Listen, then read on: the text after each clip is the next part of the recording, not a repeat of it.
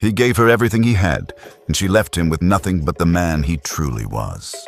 Byron Johnson woke before the first bird call every day without fail. The clock beside his bed never reached 5. He rose quietly from the narrow mattress, pulled on his soot-stained uniform, and stepped into the dim Kingston dawn. By the time most of the city stirred, he was already inside the hot kitchen of a small restaurant, hands busy, face calm, heart steady. He was a chef who earned enough to live, yet lived as if he had nothing. Not because he was careless, but because he had chosen a purpose. Shireen wanted to be a doctor. When she told him, her eyes shone with nervous excitement. "Medical school is expensive," she whispered one evening as they shared a simple dinner of rice and canned mackerel he had prepared after a 14-hour shift. Byron smiled as if she had told him she wanted to touch the moon. "Then we will pay for it." She blinked. "We?" "Yes," he said gently. "I may not have much, but I will work harder. I will make sure you achieve your dreams." For 5 years, he carried that promise on his back like a sacred weight. His wages paid tuition, books, transportation, and every fee the university demanded. When money ran short, he worked extra shifts. On weekends and special occasions, he took catering jobs. Burns marked his hands. Small scars mapped his forearms. He never complained. Each night, he returned home exhausted, yet his first words were always the same. "How are classes today, my future doctor?" Shireen would sigh heavily and drop her bag. "Boy, medical studies are very challenging. But you will accomplish what you set your mind to," he would say, placing food before her. "I already see it." And she did accomplish it. She graduated. She passed her licensing exams. Soon, she secured a position at a prestigious private hospital in the wealthiest part of Kingston. Byron celebrated as if he himself had received the degree. He cooked a feast and invited neighbors who had watched their journey from the beginning. Success changed Shireen slowly, almost invisibly at first. She noticed it before anyone else did. The way conversations with Byron felt smaller than the ones at the hospital.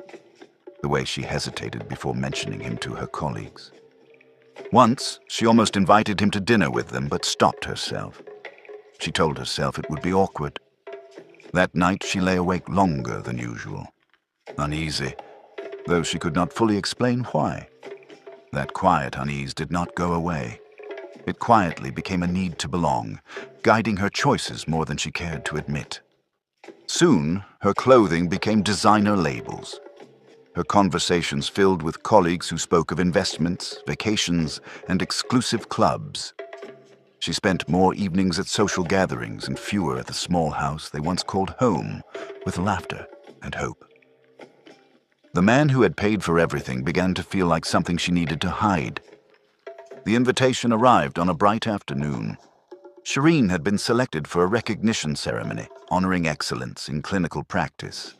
She stood before the mirror, smiling at the elegant card. Byron read it and beamed. "I will buy a suit. We will go together." Her expression hardened in an instant. She hesitated, then looked away. "It is a professional event, mister," she said flatly. "Everyone there is a doctor or connected to the field. It would be uncomfortable." She glanced at him, a flicker of disdain in her eyes, then looked away. "I think it is better if I go alone." The words did not sound loud, but they struck harder than any shout. That evening, she removed her wedding ring because it looked cheap beside her jewelry. After that, she rarely wore it. Soon, she stopped wearing it at all. When co-workers invited her out, she went alone. When asked about her personal life, she said she was single. One night, Byron spoke carefully. "I notice you do not wear your ring anymore." She laughed, sharp and dismissive. "I'm glad you noticed. We now belong to 2 different classes. I want a divorce." He did not argue. He searched her face for the woman who once studied in the sweltering room while he fanned her with a piece of cardboard because she feared the electric fan would scatter her notes. He did not find her. She handed him the prepared documents. This was not a sudden decision. She had been waiting for this moment long before he realized he was losing her. He signed the divorce papers. He packed his few clothes into an old duffel bag, closed the door behind him, and walked into the night carrying a silence heavier than grief. That night, he did not go far. With nowhere to go, he sat on a low wall a few streets away, the bag at his feet, reflecting on what had happened. The air felt colder than it should have. At one point, he took out his phone, scrolled to her name, and stared at it for a long time. For a moment, he almost called. He didn't. It was clear now. She no longer chose him. He thought of his late mother and the words she had lived by. Never try to force anyone to stay. If she believed something better existed out there, she was free to go and find it. He would not stand in her way. He would not beg. He left without any drama. He wanted to be someone's conscious choice. Someone who valued him without being reminded. Life was too short to cling to someone whose heart had already told her she belonged elsewhere. It was easier to leave than to plead his case where he was no longer welcome. He made a decision. While she searched for what she wanted, he would build something lasting on his own. When the sun rose, he stood, wiped his face, and chose not to go back. He did not look behind him.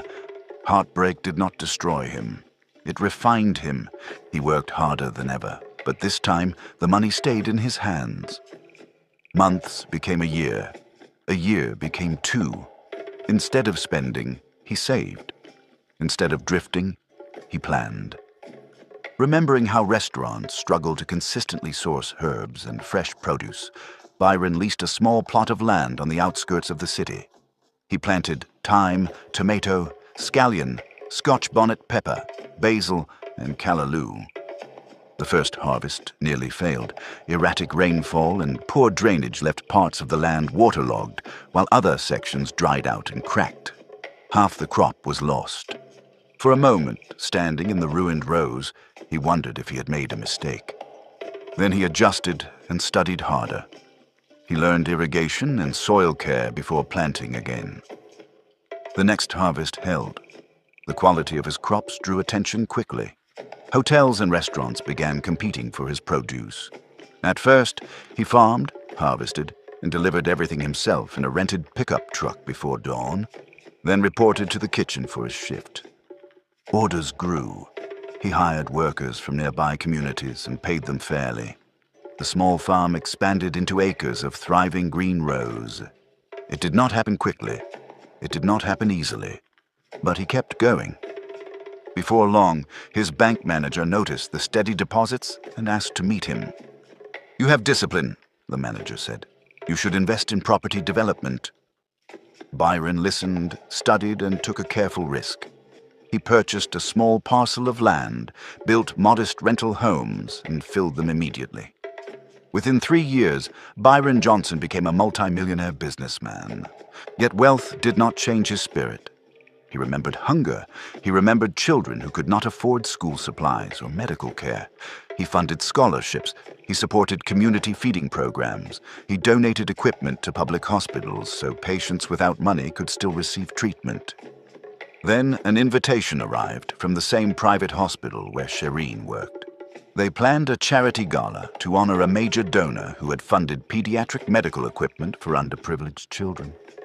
He accepted, not for recognition, but for the children whose lives depended on the machines his donation had purchased. On the evening of the event, Byron entered the hall wearing a tailored suit.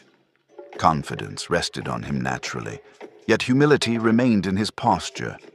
On his right hand, he wore a simple silver band, its surface dulled and lightly scratched with time. Across the room, Shireen saw him and froze. For a moment, she thought she was mistaken. Then the host approached the podium. "Tonight, we honor a businessman whose generosity has saved hundreds of children's lives and will save countless more. Please welcome Mr. Byron Johnson." Applause filled the hall. Shireen felt the sound around her, but could not join it. She remembered the long shifts, the sacrifices he had made for her studies, and the way he cared for her well-being before anything else. For a moment, she took a step forward as if to reach him. Then she stopped.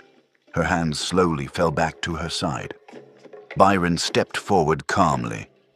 He thanked the audience, the doctors, and the staff. His voice was steady, warm, and clear. "Years ago, someone told me I did not belong in certain rooms because I was not in the same class," he said. "Today, we are still not in the same class, not because of money, status, or profession. Class is measured by gratitude, loyalty, and kindness. I never forget where I came from, and I honor every person who helped me along the way. And I thank you for allowing me to help children who only needed a chance to live, free from illness and hunger. I did not change where I came from, I just made sure I never forgot it." He bowed his head slightly and stepped back. Immediately, someone began to clap. Another followed. Then the sound grew, spreading through the room, rising into a standing ovation. But it carried something deeper. Respect. Recognition. Something earned. They were not just applauding what he had done. They were acknowledging who he had become. Shireen could not clap. Her hands trembled. She understood at last what she had abandoned. The man she once dismissed had never changed. Only her values had. Across the crowded room, Byron did not look toward her. He had already forgiven her in his heart, but he had also already moved beyond her. He simply turned, as if the moment had already passed for him.